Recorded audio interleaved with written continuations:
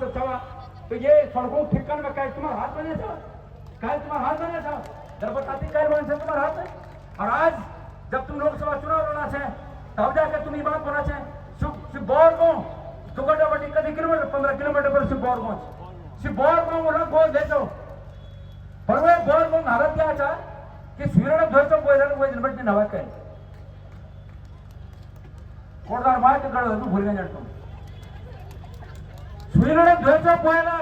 और वो दिन बट नवा कहला पंचायत दिन बट गोद ले जाओ गोद में भी नहीं सर जब खड़ दूं होने पर गोद में भी नहीं मैं बोर गांव में गाँव तो वे बोर गांव में लोकल मित्र बोले अरे साहब वो लियो पर गोद लेने घोषणा कर रहे वो दिन बट एक मुड़ कर दे कि जनप्रतिनिधि काम चाहिए तो सवाल ये होता है कि आज यो सब बातों पर ये जनता का मंडल में निश्चित रूप में चर्चा हुई वो भी आके कर और हम भी आके करना चाहते कांग्रेस पर आरोप लगाने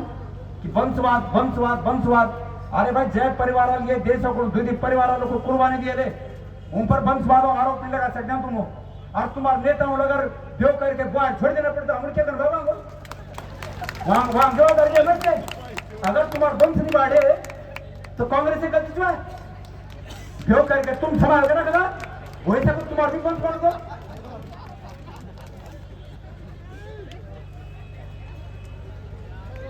अरे भाई हम चाल रहा है अब तुम हिंदी बोल रहे तो मैं हिंदी बोल और तुम बोले गढ़ बोल तो मैं गढ़ में बोल जा तो जो लोग नहीं समझे मैं उन्हें कल कहना चाहता हूं कांग्रेस में वंशवाद का आरोप लगाते हैं वंशवाद क्या है हमारी दिवंगत नेता इंदिरा जी ने पाकिस्तान जैसे राष्ट्र के 2 टुकड़े किए एक काबिल नेता थी और उस काबिल नेता ने 2 टुकड़े कर दिए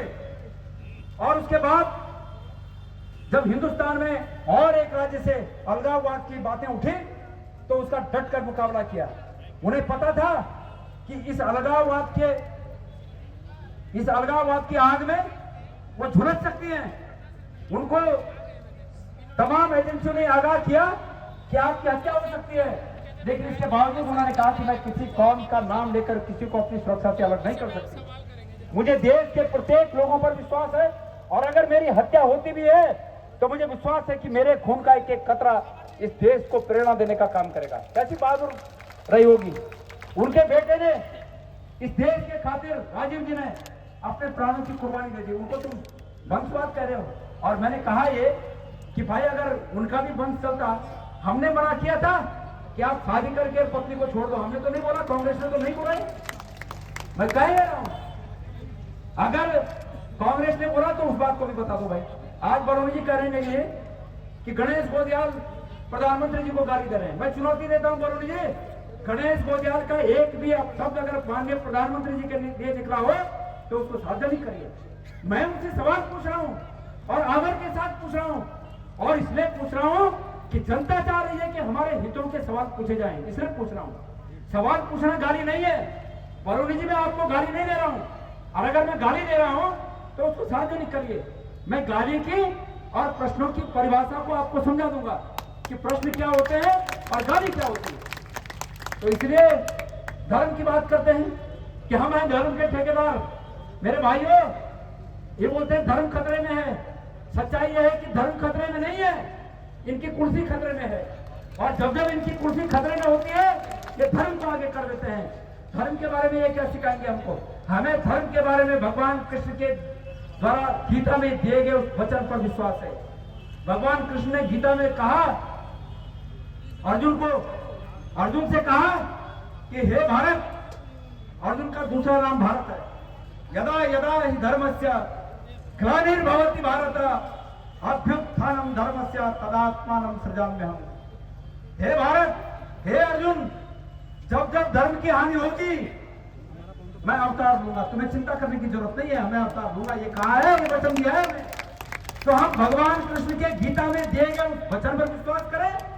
कि भारतीय जनता पार्टी के ठगों पर विश्वास करें आप बताइए किस पर विश्वास करें गणेश गोदियाल का विश्वास गीता में है गणेश गोदियाल का विश्वास भगवान कृष्ण के द्वारा गीता में दिए गए उस वचन पर है हमें उसकी चिंता करने की जरूरत नहीं है आज वास्तविक रूप में अगर खतरा है तो हमारे रोजगार पर है अगर वास्तविक रूप में खतरा है तो हमारी अस्मिता पर है और हमारी अस्मिता अंकिता भंडारी के रूप में जो कुर्बानियां हुई हैं, उस कुर्बानी को एक सजग करने का प्रयास हमें बनाना होगा। हमारी अन्य बेटियों के लिए उसकी सुरक्षा करने की हमें आवश्यकता है। अंकिता भंडारी तो एक आइकॉन बन गया है तमाम ऐसी बेटियों का जो इस प्रकार के गिद्धों की दृष्टि से अपने जीवन को समाप्त कर चुके हैं। ममता बहुगुणा का केस है, एक बेटी नेगी, पिंकी नेगी, वो केस सामने है। हरियाणा का केस आपके सामने है, जहां भारत के लिए ओलंपिक के गोल्ड मेडल जीतने वाली बेटियों ने आरोप लगाया कि बीजेपी के नेताओं ने उनका यौन शोषण किया। लेकिन हमारे आदरणीय प्रधानमंत्री जी, बड़े अफसोस की बात है, बड़े अफसोस की बात है कि भारत की बेटियों पर आपके नेताओं ने लगातार हमले किए, उनका शोषण हुआ,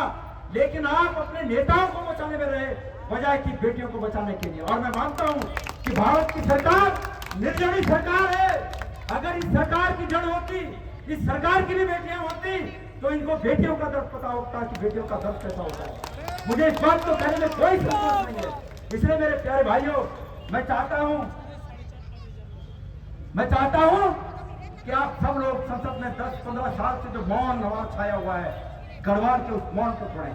मुझ पर आरोप लगाते हैं कि गणेश गोदियाल हिमालय पुत्र हेमवती नंदन से, बहुगुणा जी से अपनी तुलना कर रहा है। मेरे भाइयों, तुलना करना आपका काम है,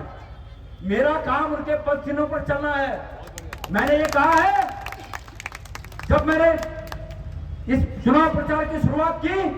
तो मैं बुगानी गया, मैंने बरौनी जी को रोका था, तुम बच जाओ, तो वो भी जाते। लेकिन गणेश गोदियाल वहां गया, बुगानी में बहुगुणा जी की मूर्ति को माला चढ़ाकर मैंने उनसे आशीर्वाद मांगा कि हे मां मानव, मुझे भी वो आशीर्वाद दे जो शक्ति तुम में थी कि इस जनता के लिए जो अलग जगाने की ताकत आप में थी, वो शक्ति मुझे भी दे। तो आपको किसी ने रोका था? बोलते कि गणेश गोदियाल की तुलना, मैं तुलना नहीं कर रहा हूं, मैं उनके पद चिन्हों पर चलने की कोशिश कर रहा हूं। और ये तुलना करना और इसको बताना कि मैं किस हद तक पहुंचा हूं, ये आप लोगों का काम है। एक व्यक्ति मुझे मिले, एक व्यक्ति एकेश्वर के हैं, उन्होंने एक दिन फेसबुक में डाला कि वो बरौनी जी को मिलने दिल्ली गए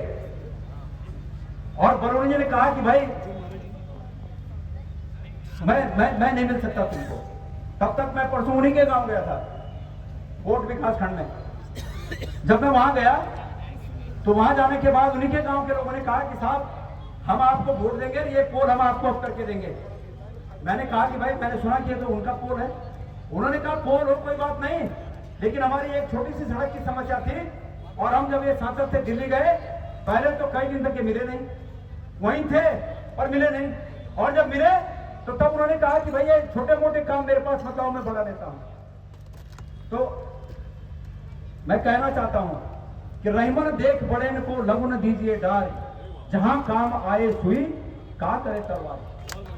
छोटे बड़ा काम, छोटा बड़ा क्या होता है? ये हरिद्वार के कार्यकर्ता बीजेपी के मुझे मिले, उन्होंने कहा, फोन किया उन्होंने मुझे, उन्हें फोन करके कहा गोदियाल जी एक बात आपको बतानी है। मैंने कहा बताओ।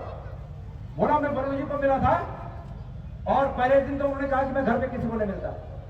दूसरे दिन जब उनके हेडक्वार्टर हम गए तो मिले और उन्होंने पूछा कहां से आए हो, तो हमने कहा कि हरिद्वार से आया हूं, उत्तराखंड से आया हूं। तो बोला बरौनी जी ने यह जवाब दिया कि भाई उत्तराखंड की तरफ में तकिया लगा के सो गया हूं, मेरे को मिलना मत। और मैंने जिंदगी में पहली बार सुनी है कहावत कि तकिया, किसी राज्य के प्रति तकिया लगा के सोने का अर्थ क्या होता है, मैंने पहली बार सुना। तो आदरणीय बरौनी जी, इस प्रदेश के प्रति आपका प्रेम कितना है, इन सब बातों से जाहिर होता है। मैंने उस व्यक्ति को पूछा कि भाई एक बात बता, तुम मुझे ये बात बता रहे हो, दो लोगों के बीच हुई बात को बताना ये भी न्याय संगत नहीं है, तो क्या ये अधिकार तुम मुझे दे रहे हो कि मैं इस बात को बता सकूं? उन्होंने कहा कि मैं बता ही इसलिए रहा हूं कि बात आप बताइए कि ऐसे व्यक्ति हैं, और तब जाके मैं आप लोगों को बता रहा हूं। मेरे प्यारे भाइयों, बहुत समय हुआ, मैं आपसे निवेदन करना चाहता हूं और आपसे वादा करता हूं, आपके आशीर्वाद से ये गणेश गोदियाल अगर संसद में पहुंचा तो मैं आपसे वादा करता हूं कि आपकी आवाज को संसद में मजबूती से उठाऊंगा, आपके मान सम्मान में वृद्धि करूंगा, और भारत के लोग, भारत की तमाम जनता ये महसूस करेगी कि गढ़वाल का जो व्यक्ति यहाँ सांसद बन के आया है, गढ़वाल में क्या ताकत है, इस बात का एहसास मैं संसद में कराऊंगा, ये मैं आपसे वादा करता हूं। आपको बदलाव दिखेगा, आपको हर रूप में बदलाव दिखेगा। आदरणीय हमारे बड़े भाई नेगी जी ने कहा कि गणेश गोदियाल जी को हम जब चाहेंगे हाथ पकड़ के काम कराएंगे। आदरणीय बड़े भाई, यह अधिकार आपका है, यह अधिकार कोटद्वार की जनता का है कि आप जब भी ऐसी अपेक्षा मुझसे करोगे कि सांसद के रूप में मुझसे कोई अपेक्षा आपकी हो, गणेश गोदियाल हमेशा आपको अपने साथ खड़ा नजर आएगा। और मैं अंत में आपसे निवेदन करना चाहता हूं, मेरा प्रत्येक भाई, मेरी प्रत्येक बहन 19 तारीख तक स्वयं गणेश गोदियाल समझना। मेरा निवेदन है आप लोगों से, अगर आप चाहते हो कि गणेश गोदियाल वहां तक पहुंचे तो मेरी प्रत्येक बहन कम से कम 10-10 अपने रिश्तेदारों को, सास बुआरी, नंद भोज, गिरवान जिठान, बेटी बोई, सभी थे जो भी तुम्हारे रिश्ते थे ना, 10-10 अपने रिश्ते में फोन करके भी थोड़ा आशीर्वाद मांगे। और यही काम मैं अपने भाइयों को आज सौंपते जा रहा हूं। मैं उम्मीद करता हूं कि आदरणीय नेगी जी के नेतृत्व में आप सब लोग इस कोटद्वार विधानसभा क्षेत्र से ऐसी बड़ी जीत मुझे देंगे कि भारतीय जनता पार्टी जितनी इनकी सरकार बची है अभी राज्य में, ये काम करने पे सोचे। कोटद्वार में आपदा आई, आया कोई, किया कुछ, तटबंध बने, क्या चाहते हो बनने हैं? तो इस गणेश गोदियाल को जिताइए। मैं वादा करता हूं कि मैं बनाऊंगा। ये जो मालम नदी पर आगे पुल टूटा हुआ है, कितने महीने हो गए? 9 महीने हो गए। आज तक डीपीआर नहीं बनी, मैंने सुना। क्या चाहते हो, वो पुल बनना है? गणेश गोदियाल को जिताइए। गणेश गोदियाल को जिताओगे तो नेगी जी ने इस बात की गारंटी ले रखी है कि गणेश गोदियाल का हाथ पकड़ के काम कराएंगे। यह हक मैं आप लोगों को दे रहा हूं, यह हक मैं नेगी जी को दे रहा हूं। तो इसलिए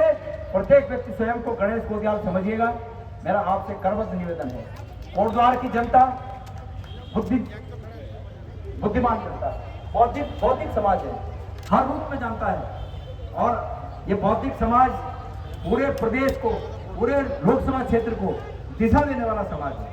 इसलिए मेरी उम्मीद आपसे ज्यादा है। साथ में बहुत अधिक न कहते हुए मैं आप सब लोगों को, क्योंकि आजकल नवरात्रि भी चल रहे हैं, समय समय पर मेरी बहनों ने अभी घर में जाके दिया बाती करनी होगी, तो नवरात्रों की भी आप सबको हार्दिक शुभकामनाएं देता हूं, बधाई देता हूं। भगवान और भगवती से प्रार्थना है कि भगवती आप सबकी मनोकामना पूरी करें। और निश्चित रूप में नेगी जी, मैं जब विधानसभा का